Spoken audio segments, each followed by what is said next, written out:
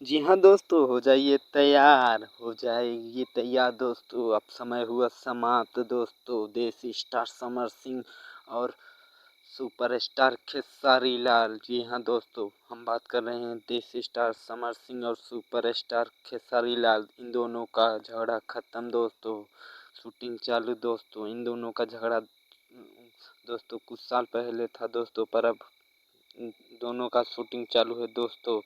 हाँ दोस्तों, देसी स्टार वहीं सुपर स्टार खेसारी लाल दोस्तों। हम बता दें दोस्तों, इन दोनों का बहुत बेहतरीन सॉन्ग शूटिंग चालू हो गया है दोस्तों। अब कब आए जाएगा दोस्तों, 2 से 3 या 4 या 5-6 दिन लग सकता है दोस्तों। बहुत बेहतरीन सॉन्ग आएगा दोनों का।